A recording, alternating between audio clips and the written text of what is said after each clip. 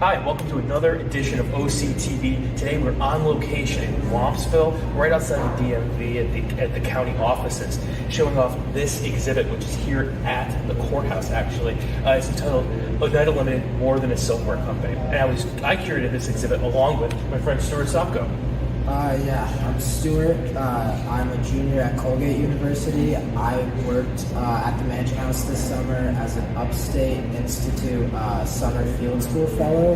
So what that is that Colgate has this Upstate Institute that partners students with local organizations. I was partnered with the Mansion House, and I was working throughout the summer with Tom and other people at the Mansion House on this exhibit as my summer project. The title of this exhibit is Oneida Limited, More Than a Silverware Company.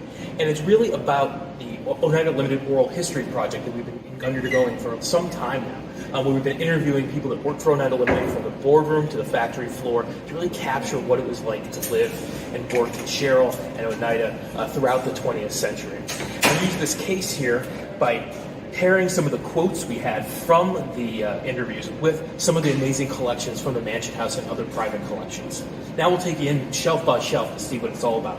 So the innovation shelf is here to capture the industry side of Oneida Limited, focusing on silverware production and advertisement, as they were obviously significant parts of the operation, and they were well known for being innovators and having excellent quality in both those aspects. In this shelf, we have some photos on the back panel, one in the factory floor and another at an advertising shoot. Then we have the Love Lasts advertisement. This was a very emblematic of the advertising style at the time. There's not even silverware featured in there. It's more about the Oneida name and making ads that capture people's attention and bring attention to the brand name. This is compared to the ads on the right, which are more specifically about the coupon campaign that Oneida Limited had, where you could send in 25 cents or 50 cents and receive sample spoons. And this was sort of geared towards brides magazines, so that young women would have samples and designs in mind before they got married. We actually also have a quote in here from someone who worked on the this coupon campaign. So it's very interesting to have the object and the quote and kind of pair those parts of the history together.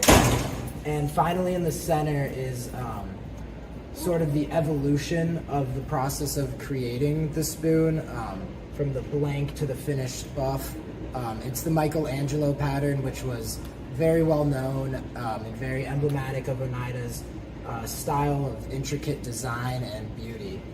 The second theme that we really wanted to hone in here about this exhibit is tradition, because really the values of fairness and working together and community that were a part of the original Oneida community were transferred really to Oneida Limited. So on this shelf, we'd see sort of how Oneida Limited is a family company. A portrait of the board of directors here includes many descendants or people that were born into the community.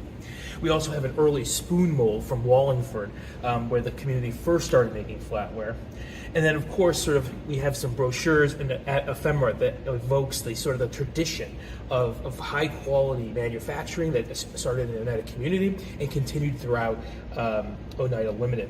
And finally, we also noted that the tradition continues today, because Liberty Tabletop and Sherrill Manufacturing are still producing flatware and other tableware items in the same factory that OL did, using those very same machines. So the community panel seeks to encompass all the aspects of the company that made it feel like a family environment, which sort of relates back to the communal ideas of the Oneida community.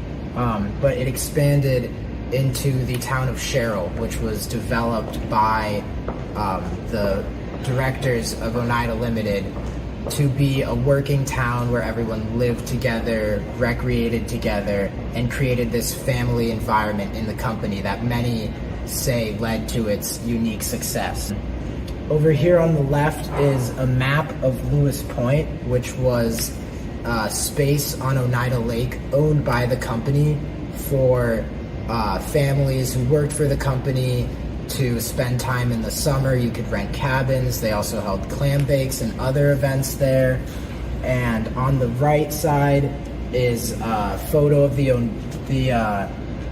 CAC bowling alleys. The CAC was created to house various different recreation opportunities and clubs for employees to work together and spend time together after work there. There was also a golf club where many people spent time playing together after work.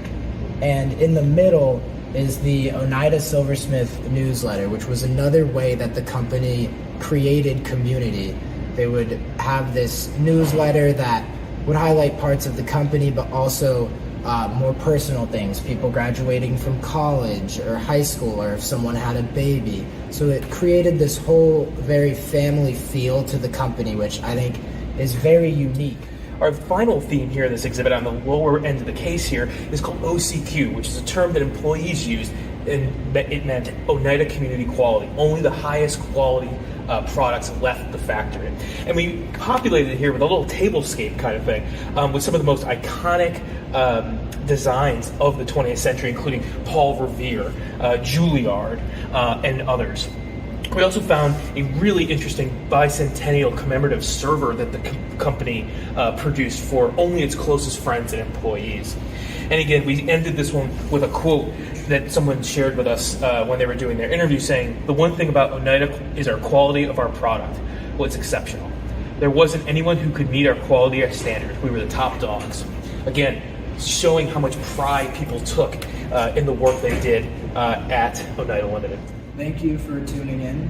And thank you to the Madison County historian Matt Ertz and everyone down here at the county offices for letting us use this amazing case. This will be up through December, so please come down and check it out and explore some of these stories for yourself. In addition, we are still seeking interviewees for our oral history program. So if you worked for Oneida Limited, you have a story to tell, please get in touch with the Mansion House and we can set you up with an interview. Thanks again for tuning in.